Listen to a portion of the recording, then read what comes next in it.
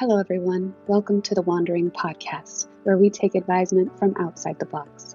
I'm Rihanna Ritter, your host. I'm an intuitive, sexuality, and authentic expression coach. Are you an accomplished professional who plays the part of having it all figured out? Who's strong for everyone else but feels lonely, misunderstood, like you can't tell anybody the truth about how stressed you are, how not passionate you are about your life and all that you've created? I guide my clients to deep, lasting fulfillment. I re-engage them with their bodies, their pleasure, their desire. I help them align to enjoy fulfillment and prosperity in all areas of their lives. Today, my guest is Seth Hurst. He's an award-winning multidisciplinary producer, writer, and strategist. Thank you for being here, Brian. Welcome. Thank you for having me, Rihanna. I'm excited about our conversation. Just our connection offline was great, you know? Yes, absolutely. Yeah, so you've written a book called Whole, and it has a companion workbook. Reconcile your past, embrace your present, create your future. I'd love to know what inspired this creation. And you can go back as far as you want. Yeah. Well, as a kid, I was always curious. I was always intuitive. I was just discussing this with a friend yesterday. It's like I had to go deeper.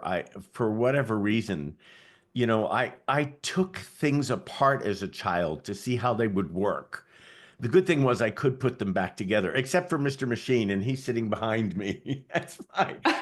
I couldn't get Mr. Machine back together the first time as a child. It was very disconcerting.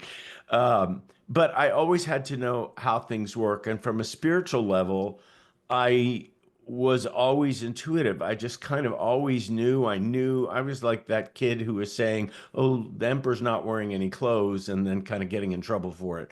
And so I basically kind of shut that off until my late 20s. And then the inquiry began in my late 20s again, because just the intuition and the psychic nature of just randomly knowing things about people and going to explore that.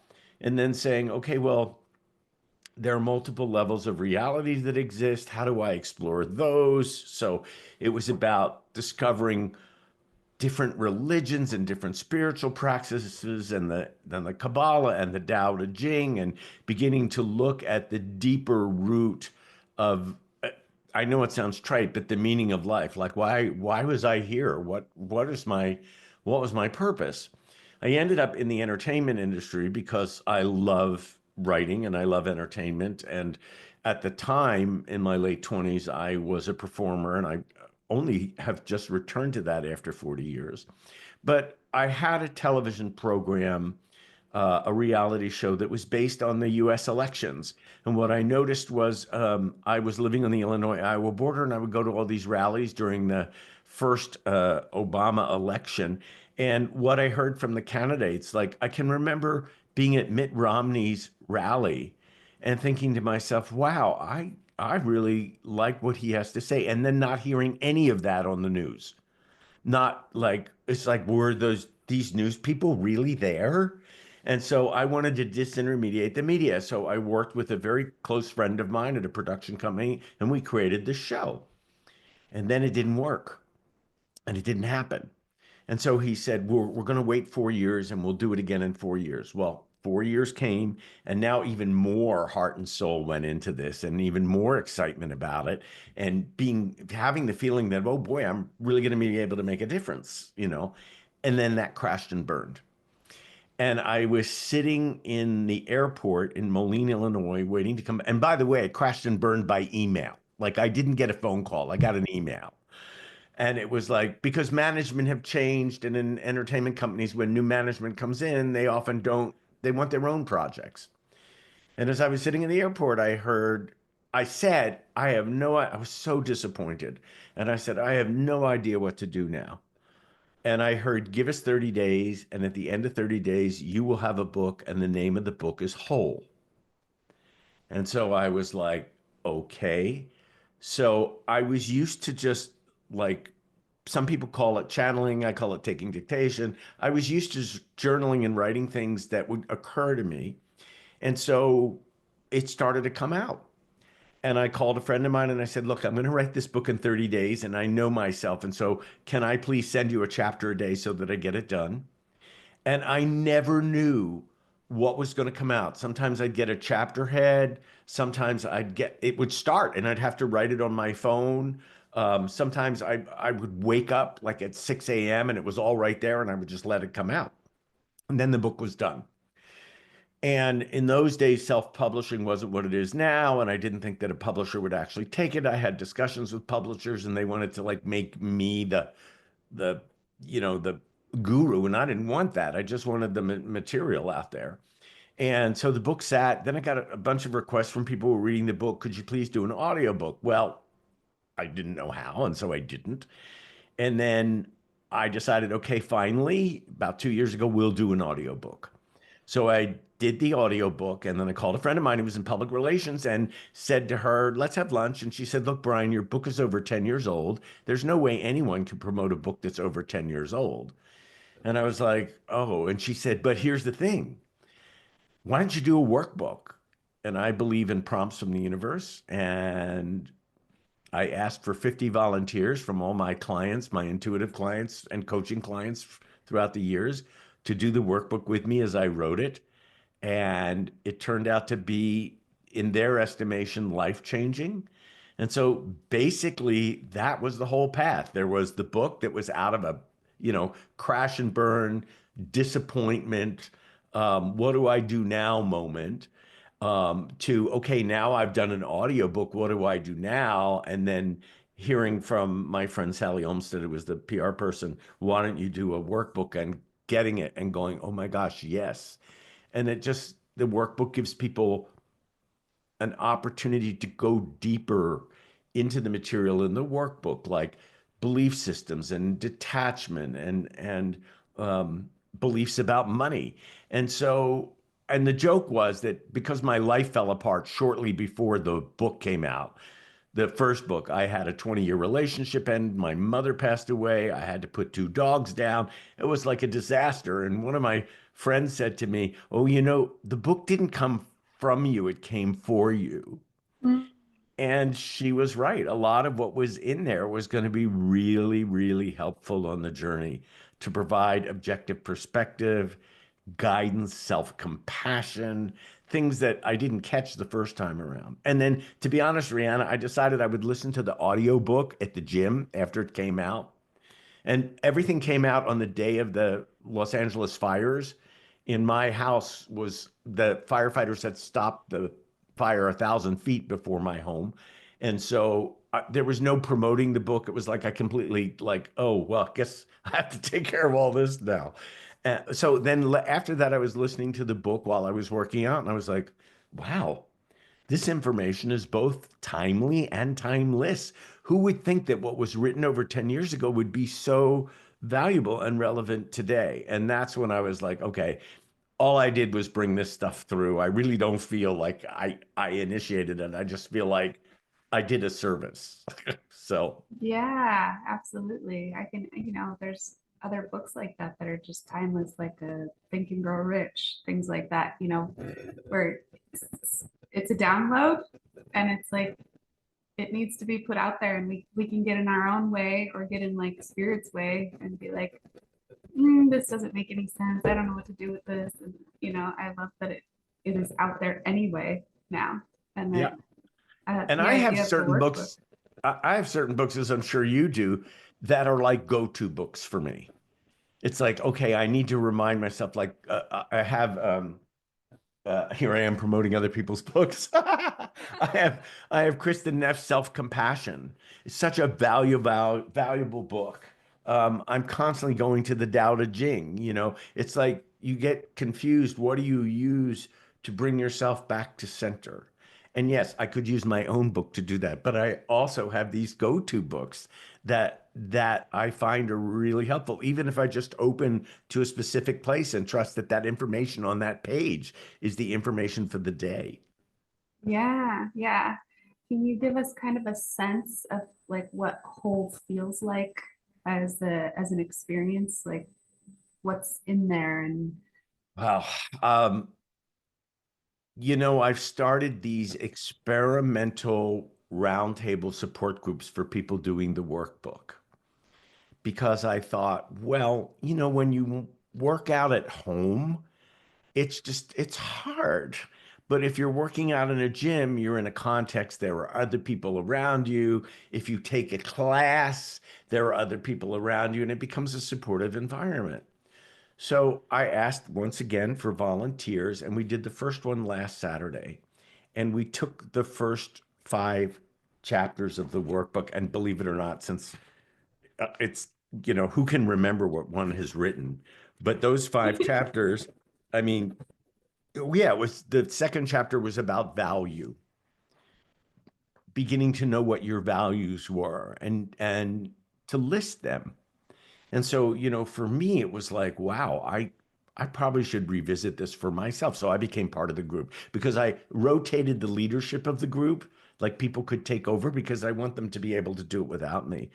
And you started to look at what your values were, what how those operate in your life, whether you share values with the people that you're with, how you value other people, whether you are valued in the world. And so it was this greater discussion about a specific topic.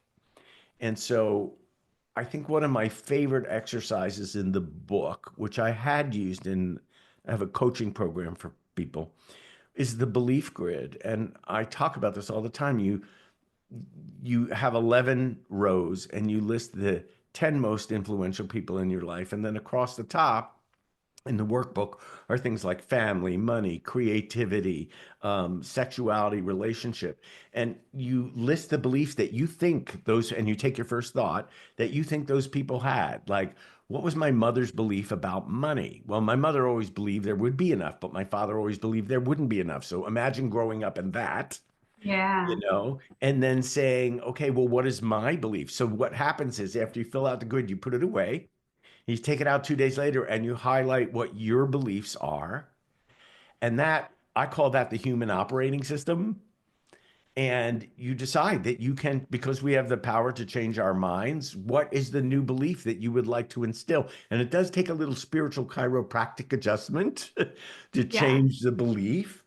But I think each chapter becomes an experience of like examining those beliefs about money, or I have to look, um, examining how you what discernment is, examining how messages from the rest of the world, advertising, how that affects you, stewardship for the planet.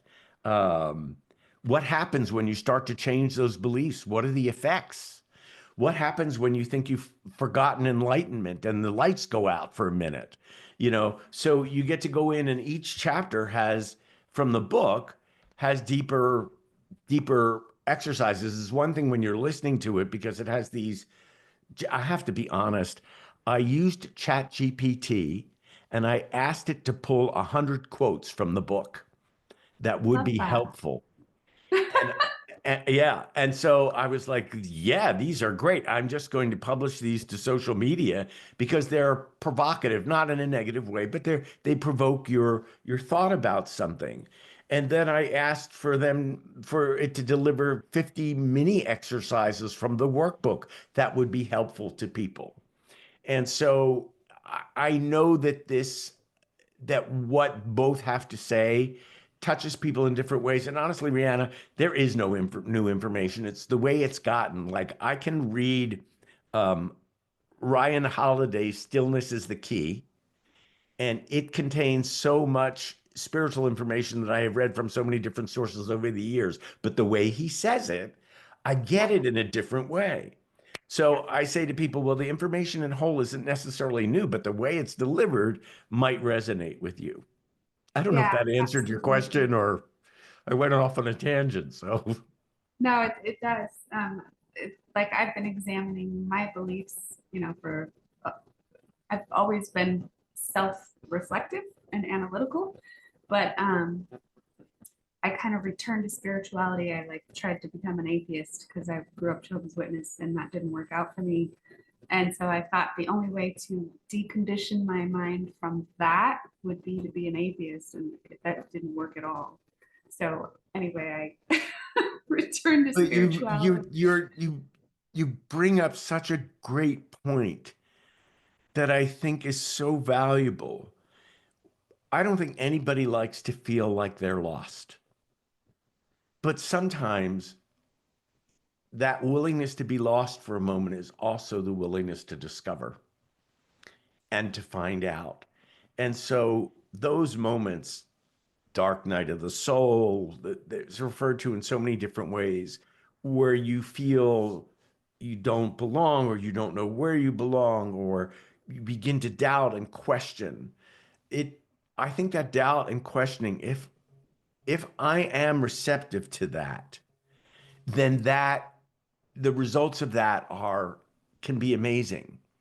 But if I resist it and say, I should know better, I have to know, why don't I know this? What I should, and I'm down on myself, then it sort of creates this friction and everything sort of gets tighter. And then for me, I lose my vision, I lose my sight, and I get involved in the fear. And when I'm in that fear, all those old beliefs about not being good enough or not belonging or being cast out of the tribe or whatever, and I think it's super brave when you leave a dogma or an institution or a religious environment because that's that sense of community. And even though it might not be the right place for you, there's this sense of belonging that's there. And sometimes I would choose the sense of belonging, even if it was like an abusive situation, as opposed to being outside of the village, so to speak, and having to survive on my own or find a new tribe. And so it takes I commend you because it takes a tremendous amount of courage to say, this is not right for me. This is not who I am. And it's a feeling I've had my entire life. And now I have to make a choice, which is I'm leaving this behind. And to me, that is also a change in identity. I've identified with that. And now I am no longer identifying with that. So who am I? And I even had that in my own career. I basically during the pandemic said, I've been part of the entertainment industry as a producer, as an entertainment technologist for years, and I don't really want to do that anymore. And I don't really want to be that anymore. And I don't really want to be a part of that anymore. So I'm going to leave it behind. And in leaving it behind was this grief because something had died. That identity, even the status that I had within that community, was leaving that behind. And by the way, the book does deal with issues like this. You'd think I would have picked up my own book in the middle of all of it and read it, but no. And so leaving that behind and saying, okay, great. This is a death of an identity. Therefore, there's going to be mourning. There's going to be grief. It is a death/rebirth. I was involved in something. I'm evolving out of it.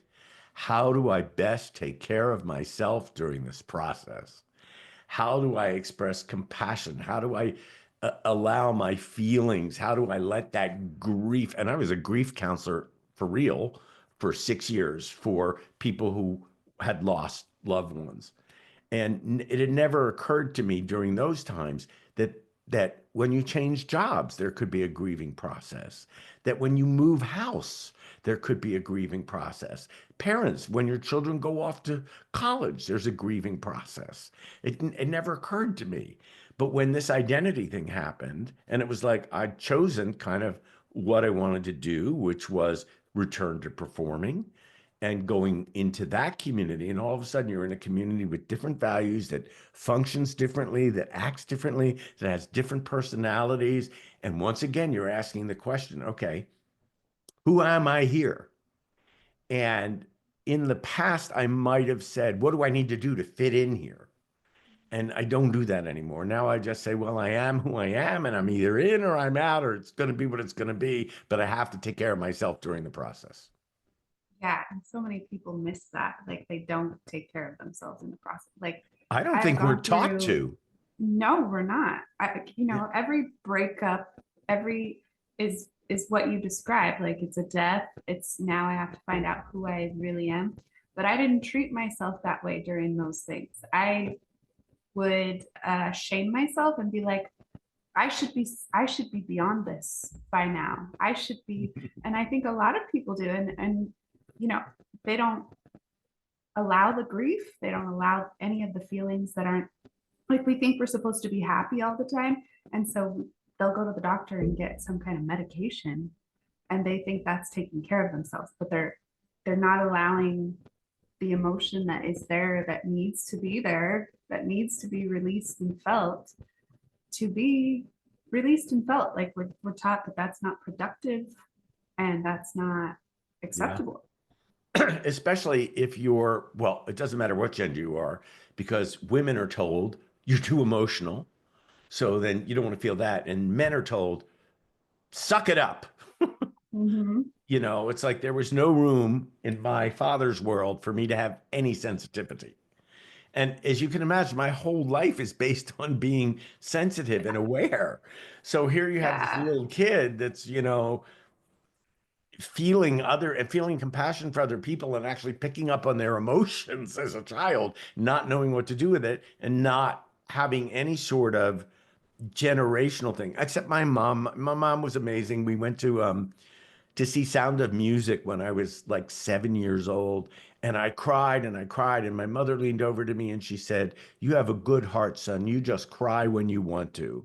And Oh, so that was being given permission to feel, yeah. but not in the presence of my dad. Yeah. So, again, mixed signals. But I think we're not taught that love and reverence of self. And I think that,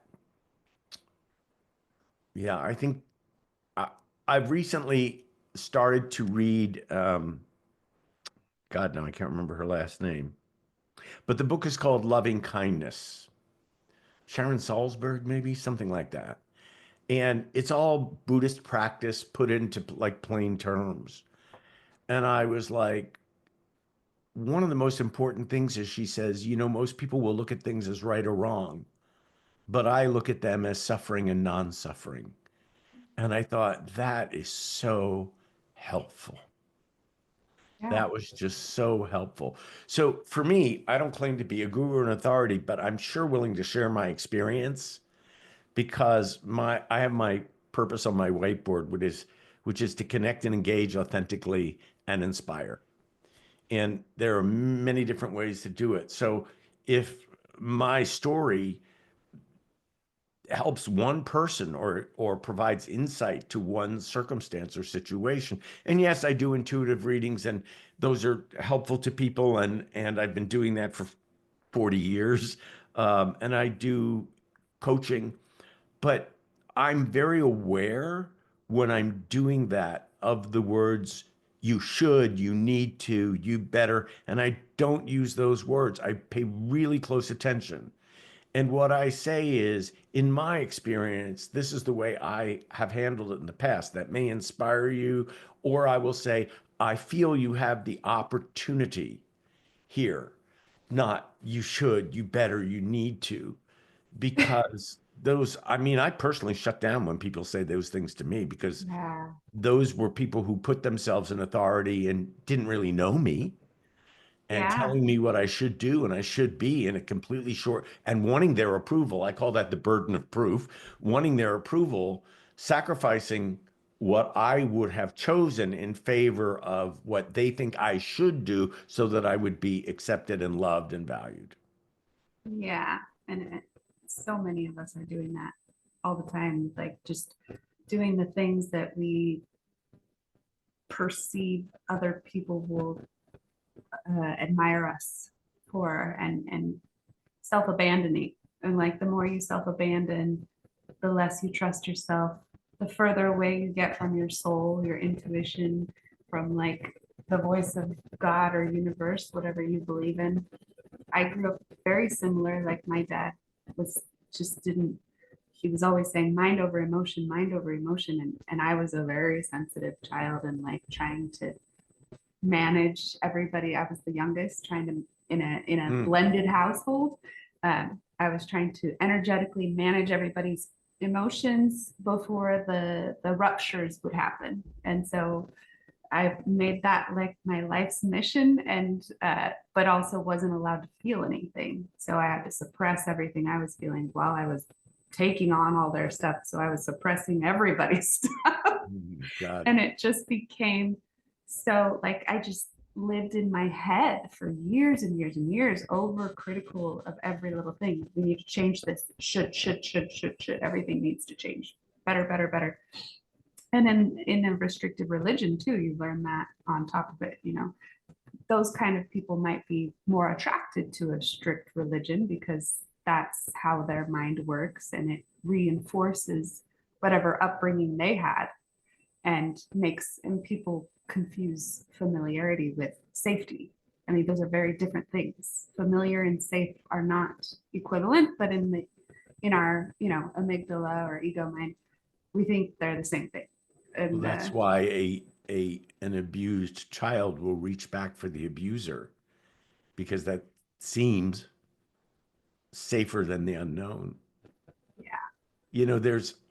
I sing frequently, and I do a one-man show, and I was singing the song Children Will Listen by Stephen Sondheim. And there's a line in there: what do you leave to your child when you're dead? Only whatever you put in its head. Things that your mother and father had said that were left to them too. Careful what you say, children will listen. And that is the thing, is this generational until somebody wakes up. And a lot of times the person that wakes up is excommunicated, because Absolutely. they're like, I'm telling the truth, and other people, they want to continue to exist the way they exist. And for me to say, you know what? It is okay for you to be on your journey exactly where you are. And I am not going to take this on. I am not going to take this personally, and I am not going to allow myself to be hurt. In some cases, I'm not going to allow you to speak to me that way, or I'm giving you respect if you're not willing to give me respect in return. Like I respectfully agree to disagree. If you're not willing to give me that in return, then maybe it's better that there's not a relationship here. And I think, we're all sold this idea of ideal family.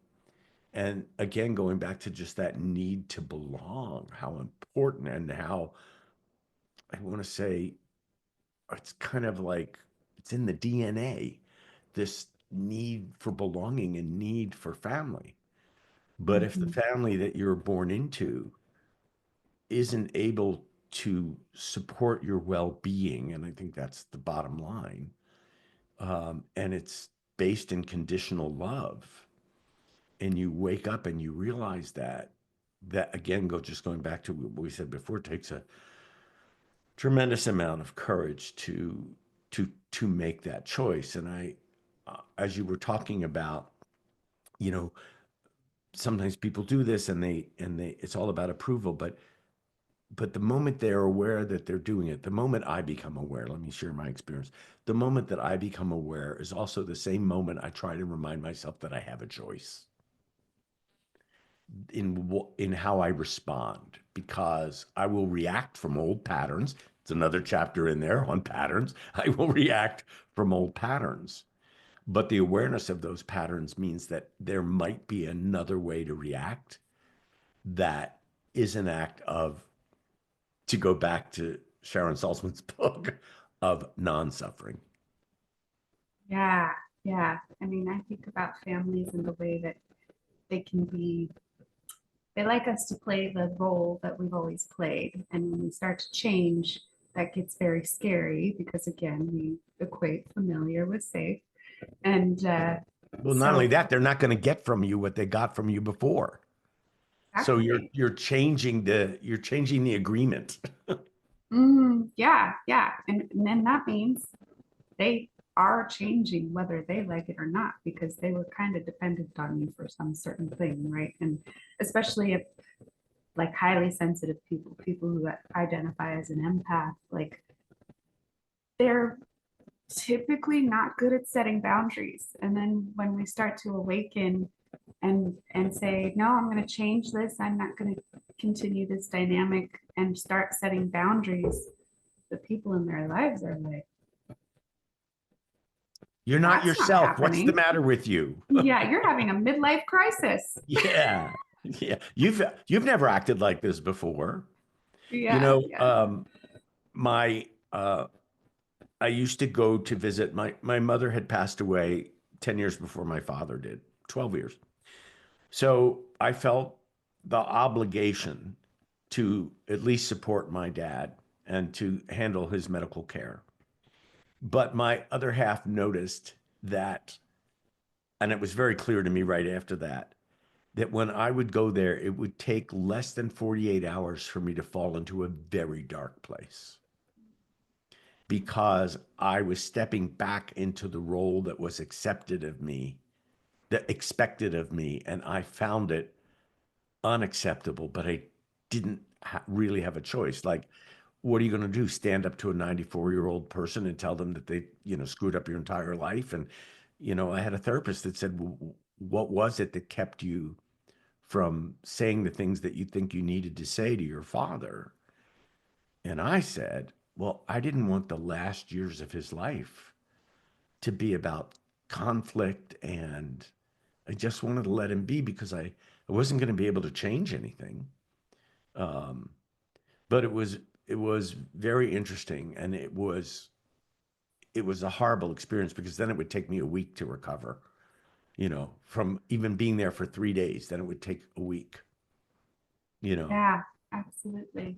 because you're going back into the environment. For me, going back into the environment that I had worked so diligently to be free from.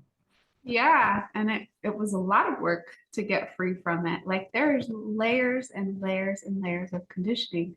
Going back to money, I, discovered that I had this belief that if I didn't provide a certain sort of lifestyle for my kids, like if we weren't rich to a certain degree, that they would not want to live with me and they wouldn't want to visit me. And I didn't know that I had this belief.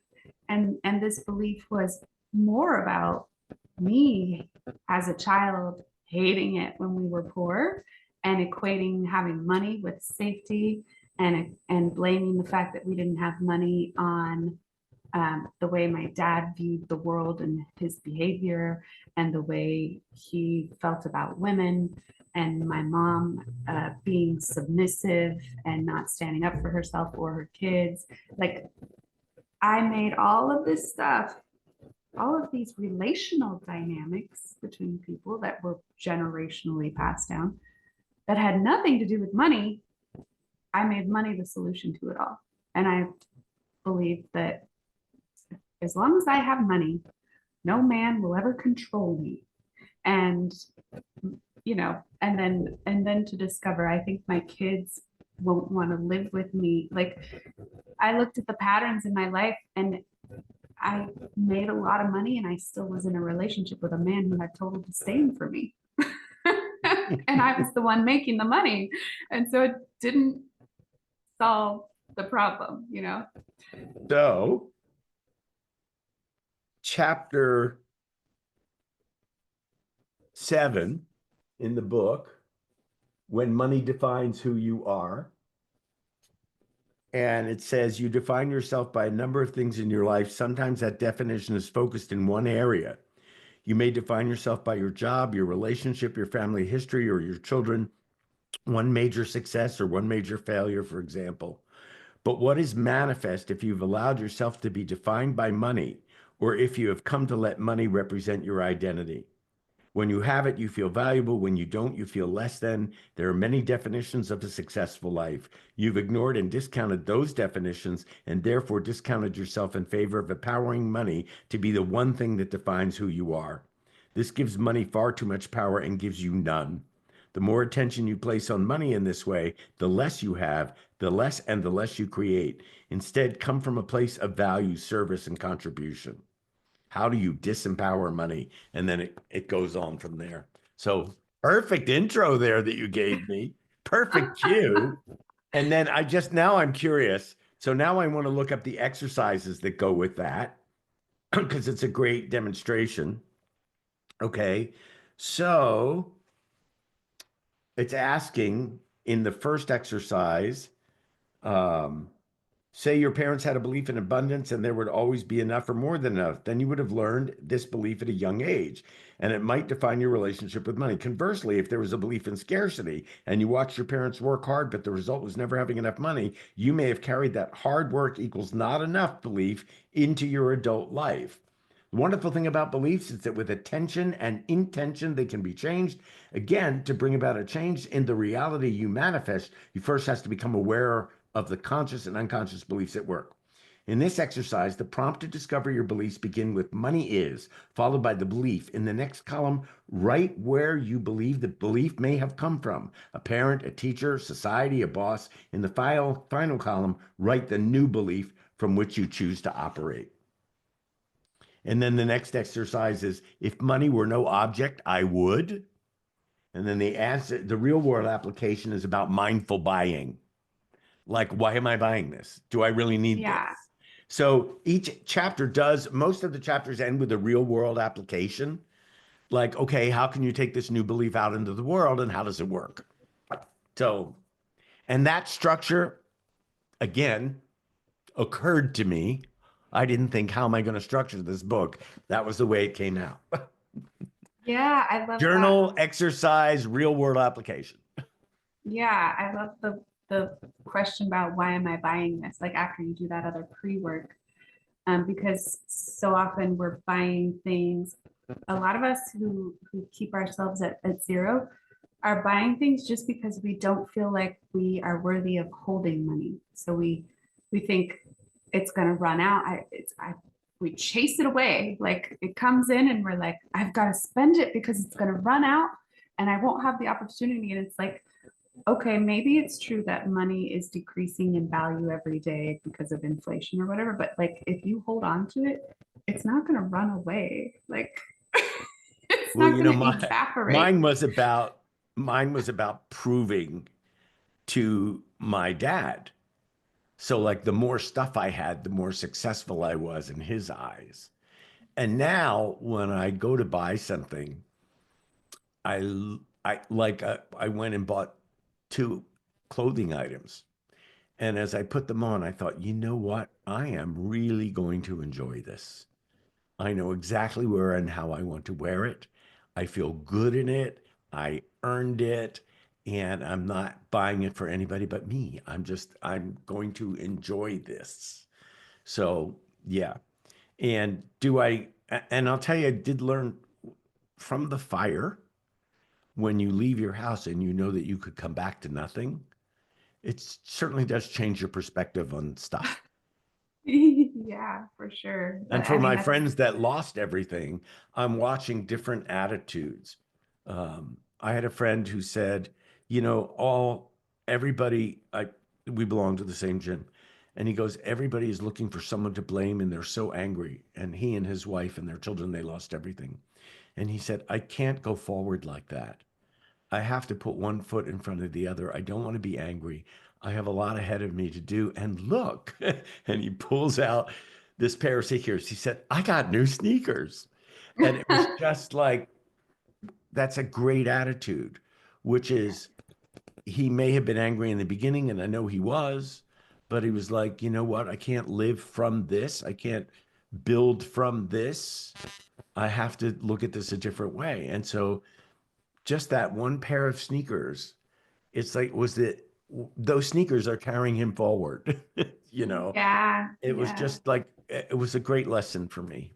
So, Yeah, I love that. I think that's beautiful. Like he allowed himself to feel the anger and really and a lot of times when we have a anger that just won't subside, there's it might be directed inward at ourselves. For example, those people that lost everything, it was unfair that the insurance companies dropped our coverage right before it happened. It's unfair that the government didn't make sure there was enough water to put out the fire. Like there's a lot of aspects to it that they could be really angry about. Like I wasn't taken care of. I should have been taken care of.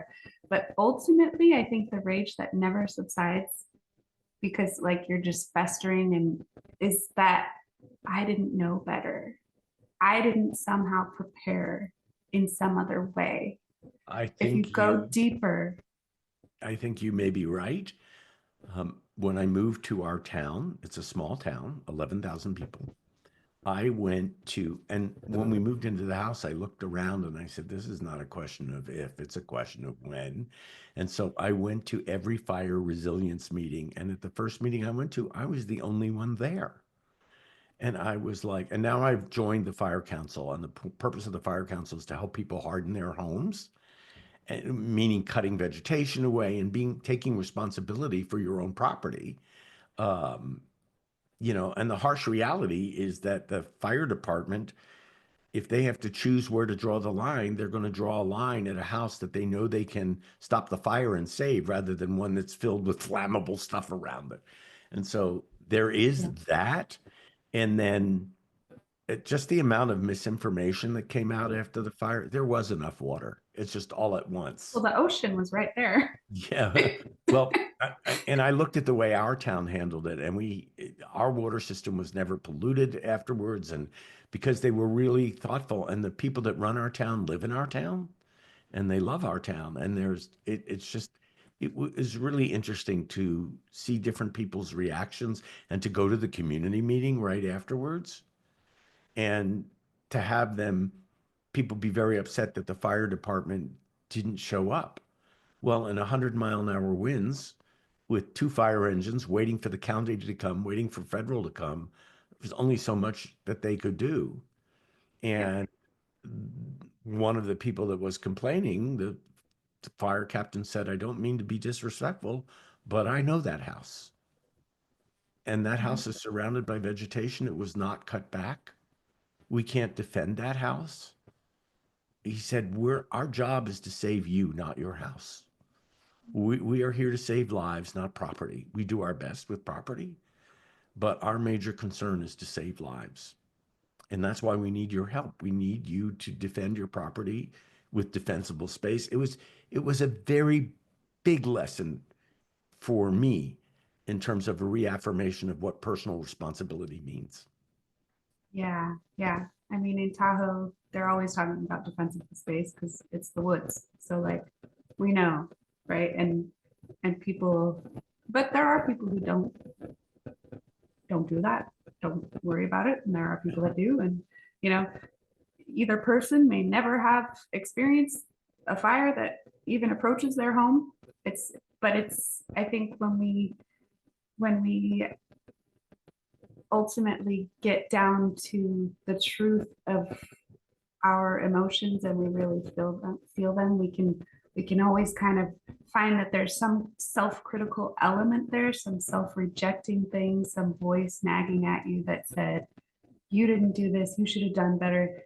And ultimately, like your friend is like, no, I'm gonna move forward and I'm gonna enjoy my life. Like there's got to be a certain amount of self-love that he has in order to get to that place and to not decide to focus on and live the rest of his life in anger and rage and blame because he's like, no, I'm going to enjoy my life.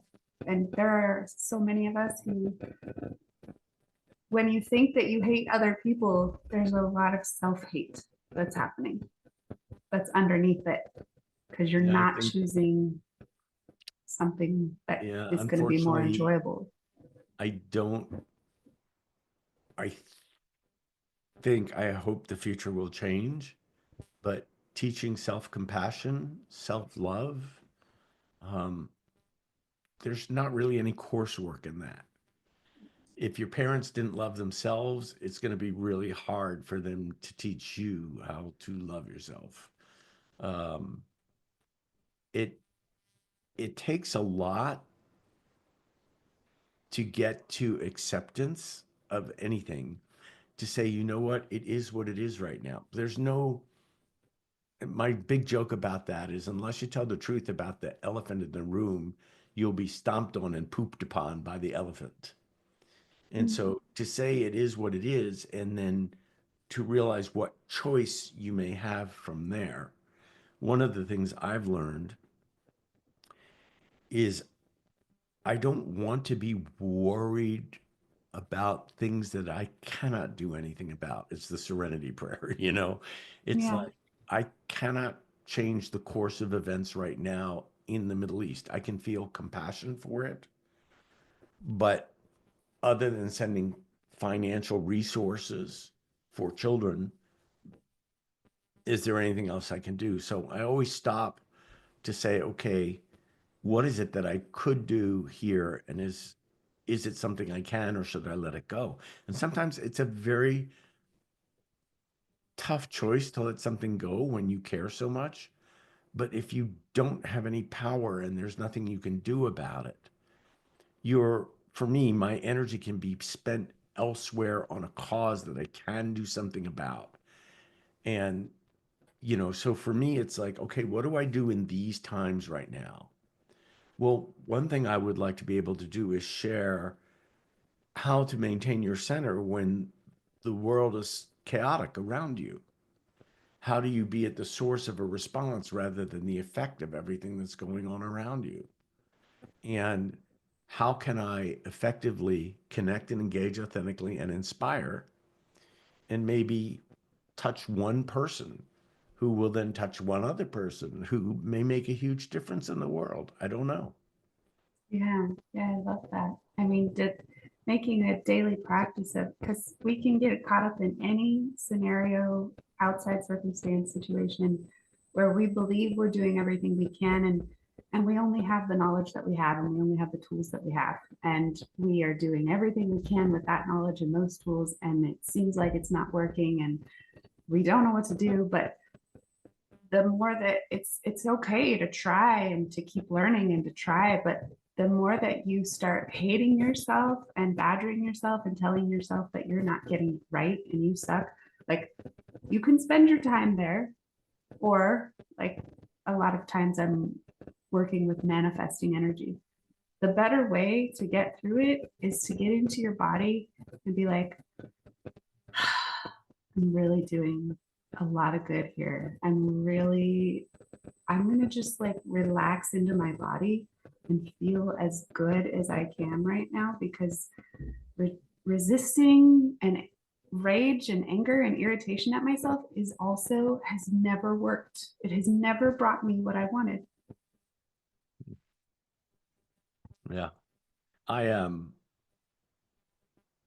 I think a lot of people are trained to be a harsh self-critic, but I also think sometimes, I know I have done this. I have taken the expectations of others and placed those same expectations on myself, even if that's not who I am or what I want. So I had to reconcile the fact that I wasted, or thought I wasted, a lot of time doing that. But the truth is, that's where I needed to be at the time, and it led me to where I am now.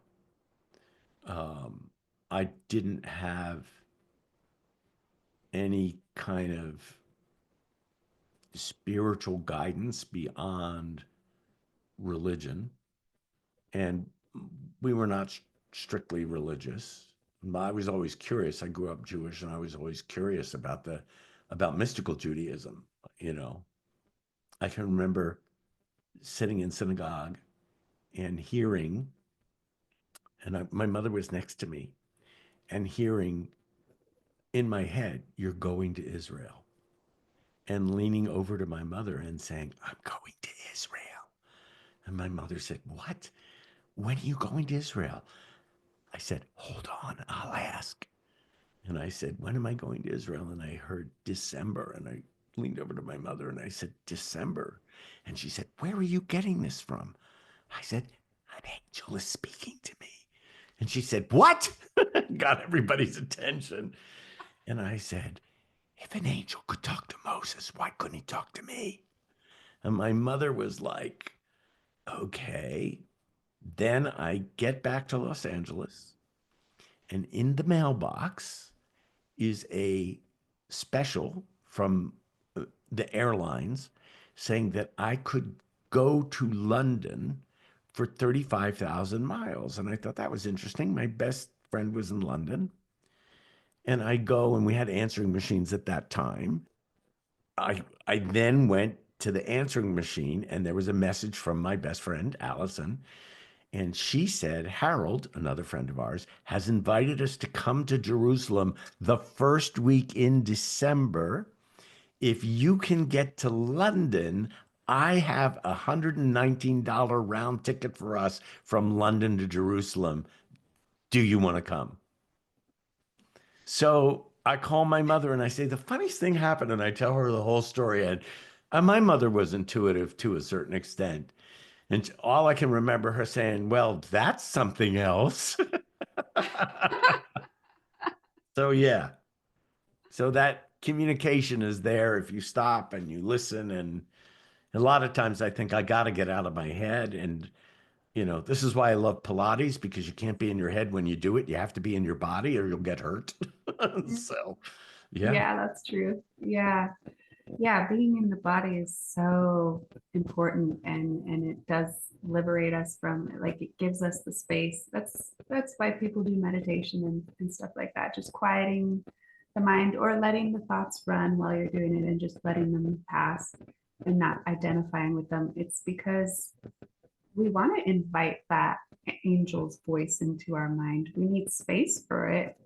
Otherwise, our repetitive thoughts that are pretty much 95% the same as they were yesterday, they're not new ideas, are just clogging it up, and it's hard to get inspiration from there.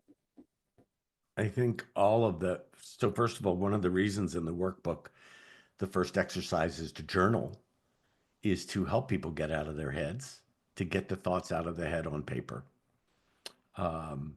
If I didn't meditate, I think I would have left the planet long ago. And I can get into a meditation inside of 2 minutes because I've done it for so long.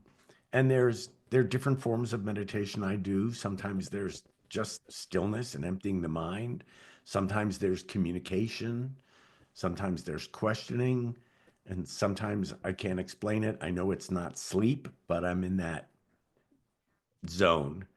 And if I didn't meditate every day, I think my life would be a series of reactions rather than responses. I'd just be reacting all the time. And I can tell, like, sometimes if I'm in reaction, I'm like, oh boy, you need to meditate. You need to just step outside for a moment, take a few deep breaths, bring the energy and the light back in, and get over yourself. Oh yeah. I mean, I just experienced a big lesson in being reactive and making a lot of assumptions, and it was liberating. I mean, I love to find out that I'm being extremely reactive. I'm like, wow. And when I am, it's because of all of the inner critic that's going on, that's saying, you're not worthy, you don't belong, you're not enough. And then I come up with this story, and then I need to, say no to all these things. And then you find out the whole thing was a misconception, and it wasn't anything.